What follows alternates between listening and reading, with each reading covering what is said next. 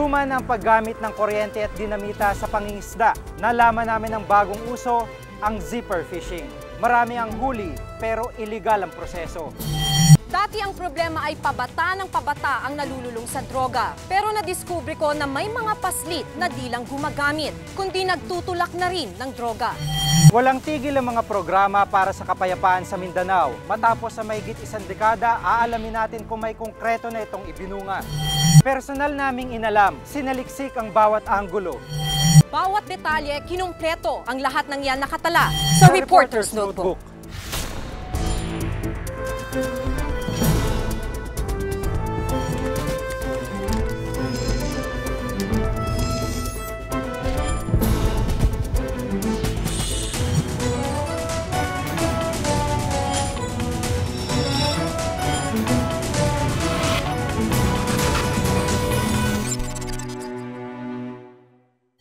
Dati biktima ang mga bata ng mga sindikatong nagbebenta ng droga. Pero sa pagbisita ko sa isang lugar sa Cebu, nalaman kong mga bata na ang nagpapatakbo ng sindikato.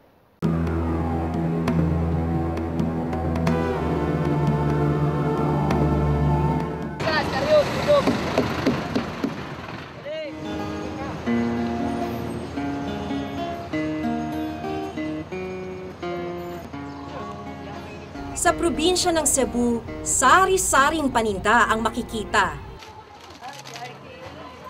Pero sa isang lugar dito, ibang klaseng produkto ang mabibili mo.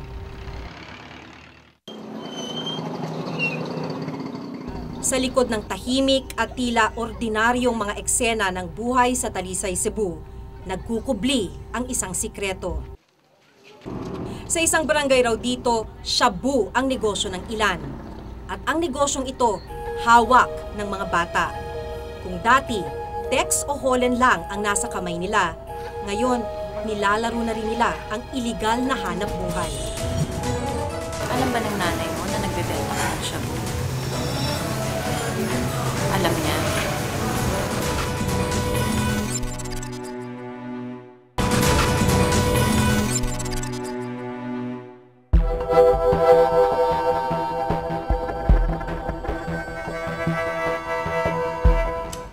Si Lino, batang drug pusher. 15 taong gulang siya nang magsimulang magtulak ng shabu. Akala nila yung matanda na lamang nagbibenta. Yun pala, ang pinakabata pala ang nagbibenta, kagaya ko. Pero hindi raw siya gumagamit ng shabu. Negosyo niya raw ito at hindi bisyo. Saan mo ginamit yung perang pinagbenta mo noon? Pabili ng yung bigas. Pambili ng pagkain. Kung dati ay may pangarap siyang maganda, ang mga ito'y nawala ng mamulat sa droga. Pinangarap mo ba na makapagkolehiyo? Opo. Pero ano? hindi ko makayanan eh. Dahil wala kami pera. Yun na lang, nagbibinta na lamang ako at hindi na nakapatapos ng kolehiyo. High school lamang ako eh. Sa ilalim ng batas, hindi agad-agad pwedeng ikulong o parusahan ang mga batang sangkot sa iligal na gawain. Ang mga magulang o nakatatanda ang mananagot. Sa ganitong sitwasyon, ang mga bata ay dapat raw ituring na biktima at hindi kriminal. Kung pinalaki sila ng mga magulang na drug addict din, sasabihin sa kanila, hanap buhay lang ito. So yung pag-iisip nila parang namomold sa ganong maling pag-iisip. 16 na taong gulang na si Perry. 2 taon na siyang nagtutulak ng shabu. Halos 1,000 piso ang kita niya kada araw. Alam ba ng nanay mo na nagbebenta ka ng shabu? Alam niya. Ang sabi niya sa'yo? Wala lang. Okay lang siya. Bakit ka niya pinapayagan? Wala akong ibang makita eh. Umaabot sa 13.6 billion pesos ang halaga na umiikot sa kalakal ng droga mula sa isang source of origin na maaaring galing sa ibang bansa o dito sa Pilipinas ginawa. Bababa ang supply sa iba't ibang rehiyon. Ibabato naman ito sa mga retailer na siyang magiging source ng small-time pushers, gaya ng mga bata. Maaari rin daw dumiretso sa retailer ang mga user. Maliit man sa ngayon ang papel ng mga batang pusher, dito nagsisimula ang mas malaki pang pagkakasangkot sa kalakal ng droga. Ang PIDEA o Philippine Drug Enforcement Agency ang ahensya ng gobyerno na tumutugon sa mga problema ukol sa droga. Wais na raw ang mga sindikato kaya ginagamit ang mga batang mas mahirap hulihin. Dahil alam nila yung pagkabata o minor, yung nahuli na suspect, ito ay hindi naman basta-basta mapapailan ng kaso. Ginagawa natin dyan ay pinatatawag natin ng magulang nitong suspect na minor. In fact, itinaturn over natin yan sa DSWD at yan ay para ma-rehabilitate itong kabataan o itong minor na nahuhuli natin kahit na ito ay tungkol sa pinagbabawal na droga. Pero sa kabuuan, matagumpay naman daw ang kampanya laban sa droga. Right now, wala ka nang makitang shabu sa market. Meron man ay sabi nga ay mahirap. Pero tila iba ang aming nakita. Sa barangay daw na ito, mas bata pa yung mga nagbebenta ng shabu. Meron nga daw 10 years old. Susubukan natin kung may mabibili tayo sa kanila. Wala pang 10 minuto nakabili na ng shabu ang aming asset. Ito na yon? Magkano to? 100. 100 pesos to. Shabu na to. Talaga? Nasa foil na? Hindi yan pwede. Hindi to foil. Silver yan sa ano eh. Sa sigarilyo. Pwede ko bang silipin? Oo. Nakagugulat kung gaano kabata ang mga nabilhan ng shabu. Sa kanilang pangangatawan, hindi malayong bata pa sila. Ang bata pa. Parang nag-jack and toy pa lang yung mga yan.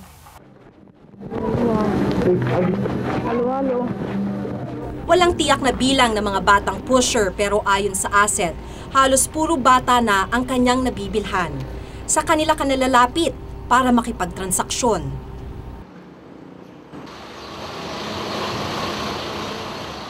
Gandang gabi po. Ito po yung iaabot na sana namin sa inyo. Ito po yung shabu na nabili namin dito. Yes, ma'am. Kailangan po namin i-turn over. Ibinigay namin ang shabu sa mga otoridad.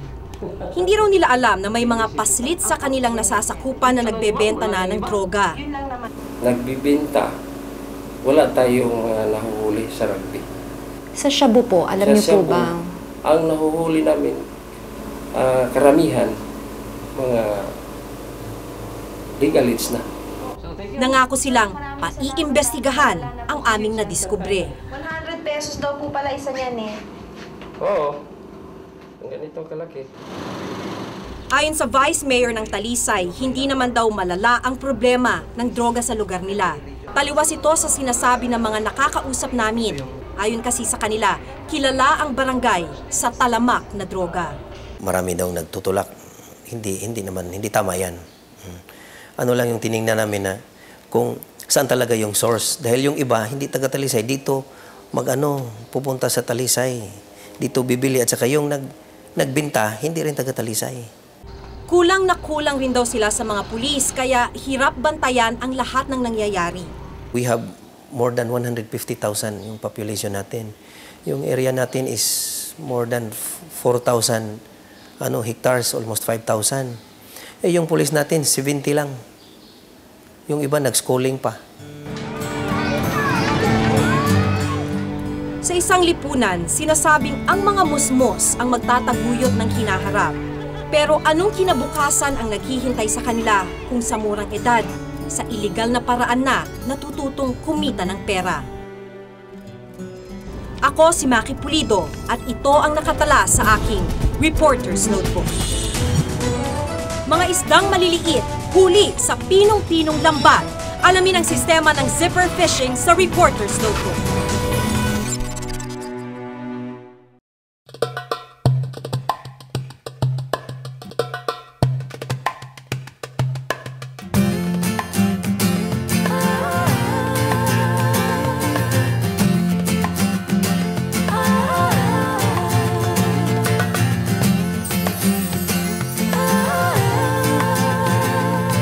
200,000 Pilipino ang nakakalat sa buong mundo.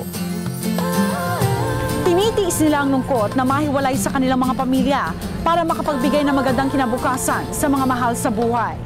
Napakalayo ng agwat ng ating mundo. Ang gabi mo ay araw ko.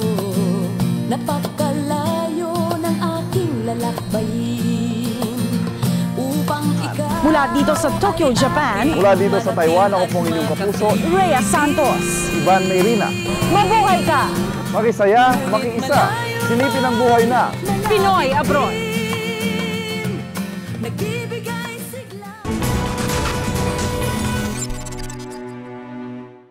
Paunti ng paunti ang mga isda sa ating hapagkainan dahil sa paggamit ng mga sistemang iligal. Sa Kabisayaan, nadiskubre ko ang zipper fishing. Sa paraang ito, kahit dilis pa lang sa liit, walang kawala sa mga mangingisda.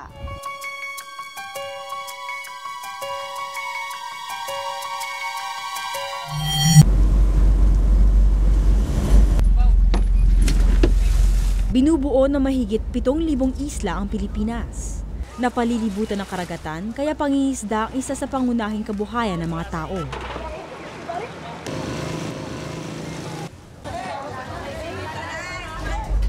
Ang Visayan Sea ay pangatlo sa pinakamalaking pangisdaan na nagbabahagi ng 16% sa kabuoang produksyon ng commercial fishing. Dito makikita ang Bantayan Islands, ang itinuturing na fishing capital ng buong Kabisayaan. Hindi bumababa sa 135 commercial fishing vessels ang pumapalaot dito. Umaabot naman sa mahigit 126 metriko toneladang isda ang nahuhuli sa isla kada araw. Pero nanganganib na maubos ito dahil sa maling sistema ng pangingisda. Una ko napuntahan ang Bantayan Islands noong 13 taong gulang pa lang ako. Noon, mula sa sinasakyang ferry boat, makikita na ang iba't ibang isda tulad ng pating. Pero ngayon, ni anino ng isda, wala kaming nakita. Unti-unti na nga raw kasing nauubos ang isda rito. Ang itinuturong dahilan, zipper fishing. Ang zipper fishing ay paraan ng pangingisda na maaaring makasira sa kalikasan. Sa sistemang ito kasi, mula 1,500 hanggang 2,000 kilos na bato ang ibinabagsak sa dagat para bulabugin ang mga isda para sila'y malambat. Parang zipper na hahatake ng mga mananagat ang lubid na magsasara sa lambat. Ang kaso, kapalit nito ang pagkasira ng coral reefs. Sa bawat pagbagsak ng malaking bato upang bulabugin ang coral reefs, maaaring madurog ang mga ito, hudyat sa tuluyang pagkasira ng tirahan ng mga isda. Si Mang Lito, 5 taon nang ginagawa ang illegal zipper fishing, pero tila wala siyang kamalay-malay rito. Unsa man atong distansya sa pinakamalapit na isla? Hindi ko kabisado ang kuan kay kuan man. Wala ko gamit daan sa kuan sa mapa, wala. Estimate lang, estimate kung anong kalayo. Ibawa mo na bawal sa before. Wala pa ko kabalo sini nga mo nga kuan. Umaabot daw sa 1 linggo ang paglalayag nila sa laot. At kada araw rito, may 10 beses na paulit-ulit nilang isinasagawa ang zipper fishing. Dati raw siyang maliit na mangingisda. Sinabak niya ang illegal na gawain para maparami ang huli. Ni minsan daw, hindi pa siya nalalambat ng otoridad. Kung pagbabasehan ang Fisheries Administrative Order No. 222, legal ang zipper fishing. Basta ginagawa higit 15 kilometro ang layo mula sa Pampang. Ligtas na raw kasi ang coral reef sa distansyang ito. Pero sa pananaw ni Dr. Filipina Soto, isang marine biologist, maaring hindi pa rin ligtas ang coral reefs sa itinakdang layo. It really does not discriminate whether it is 15 kilometers, so if it's still going down, it can still destroy. Bukod dito, marami ang nagzi-zipper fishing sa bahagi ng dagat kung saan ito ay ipinagbabawal. Sa zipper fishing, talo raw ang maliliit na mangingisda. Kaya tinututulan ito ng ilang grupo. Reklamo ni Mang Romeo, halos wala na raw siyang nahuhuli kapag siya'y pumapalaot. Ano ba ang epekto sa zipper fishing sa imong ginabuhi? Sa amon sa una, managat kami sa oras o duha, mauli na kami sa amon. Pero sa karon side 12 ka oras na po doon di kami makakuha. Tungod nga sa among panagatan ato man ang sipir. Ang Visayan Sea Squadron, isang non-government organization at kaisa-isang ahensyang regular na nagsasagawa ng operasyon laban sa illegal zippers. Maliit lang kami na grupo. Kita nyo, 2 lang ang enforcer namin. Tapos medyo minus pa kami ng volunteers. Nitong Sabado, sumama kami sa kanilang operasyon kasama ang 2 maritime police. Madaling araw pa lang, pumalaot na kami.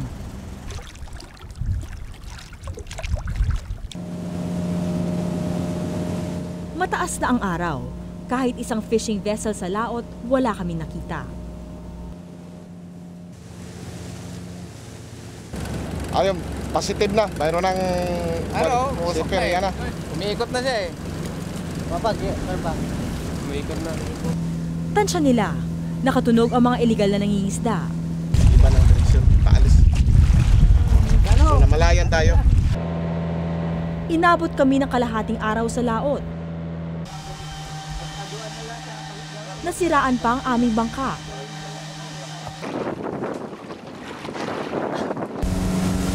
Lumipas ang araw. Dalawa lang ho kayo? Bigo ang operasyon. Kaya nyo ba yun? Ilang dekada na raw ang problema ng bayan sa zipper fishing, pero hindi pa rin ito matigil. You wouldn't measure like up if I were only here because this is 15 kilometers. As long as there are fishes that they can see, then they will have their nets. They will set their net. Aminado ang BFAR o Bureau of Fisheries and Aquatic Resources ng Region 7. Wala sila kakayahan para i-monitor ang mga mangingisda. Kasi wala kaming tauhan dito. Basic kami. Enforcement of fishery laws within municipal waters or the 15 kilometers area is devolved to the local government units. The local government unit has no control of the issuances of permits. It's the BFAR which gives permits to these operators. And without us knowing it, all of a sudden there's so many of them in the island. Sa pagdaan ng panahon, ang dating saganang karagatan ay unti-unting nawawala ng yaman. Kung walang aksyon, baka dumating ang panahong masaid na ang ating yamang dagat. Ako si Hana Alcoseba at ito ang nakatala sa aking Reporter's Notebook.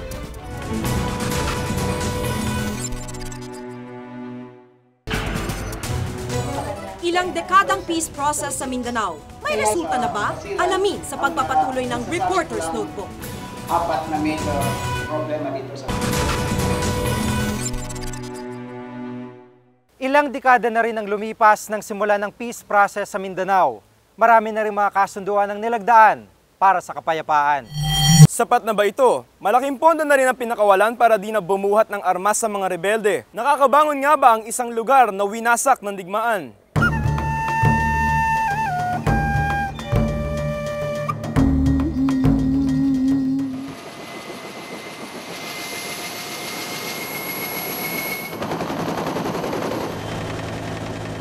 Ang basilan ng first out-of-town assignment ko noon bilang isang reporter.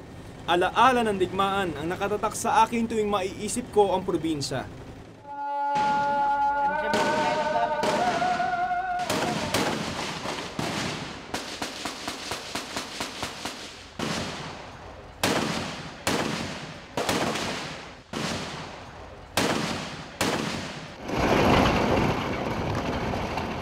Sa pagbabalik ko sa Basilan, may kasama ulit kaming mga sundalo. Dati, giyera ang pinapakover. Ngayon, tingnan naman natin ang mukha ng Basilan kapag hindi na natin naririnig yung mga putok ng bala.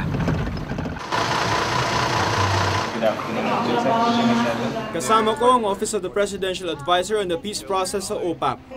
Ang grupong ito ang nagmo-monitor sa social development projects na ipinangako ng gobyerno sa ilalim ng 1996 Peace Agreement sa pagitan ng pamahalaan at Moro National Liberation Front o MNLF.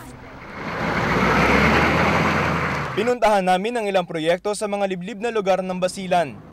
Bagamat may mga daanang malubak at mga likabok, meron din namang sementado na. Kabilang sa mga binisita namin ang mga bagong bahay na ito. Nagawa raw ito sa pakikipagtulungan ng gobyerno at NGO. Sa munisipalidad naman ng Maluso, meron ng isang bagong fish port. Mula taong 2000 hanggang sa kasalukuyan, umabot na sa mahigit 570 milyong piso ang halagang ginastos ng gobyerno sa mga proyekto nito sa Basilan. Bahagi ng Autonomous Region in Muslim Mindanao o ARMM ang Basilan. Matatanda ang iba't ibang grupong rebelde ang nagkukuta rito noon, ang MNLF at ang Moro Islamic Liberation Front o MILF. Dito umusbong ang teroristang grupo ng Abu Sayyaf noong dekada 90. Nagkataon. Kahirapan daw ang ugat ng rebelyon ayon sa isang peace advocate. Kahit dun mismo sa home province ni Miswari, no, sa Sulu, no, still one of the most underdeveloped provinces, no. Noong 1996, nilagdaan ang isang kasunduan sa pagitan ng gobyerno at MNLF. Sa GRP MNLF Implementation Report, nakasaad na mula 2001 hanggang 2002, mahigit 10 bilyong piso na ang agad na inilaan sa ARMM. Bukod pa riyan, mula 1996 hanggang sa kasalukuyan, mahigit 40 bilyong piso ang halaga ng Official Development Assistance Projects o mga donasyong galing sa ibang bansa ang inilaan sa ARMM. Pero ayon kay Atty. Santos, bat-bat pa rin ang suliranin ng pagpapatupad sa peace agreement. Ano lang stopgap na measure, no? Aminado ang gobyerno na may pagkukulang ang peace agreement. We have addressed enough of the basic issues. We have established those mechanisms so that marami pang kailangan pag-usapan, marami pang kailangan gawin. Pero hindi na kailangan to do this through the barrel of a gun. Hindi rin daw nasubaybayang mabuti ang pagpapatupad ng kasunduan.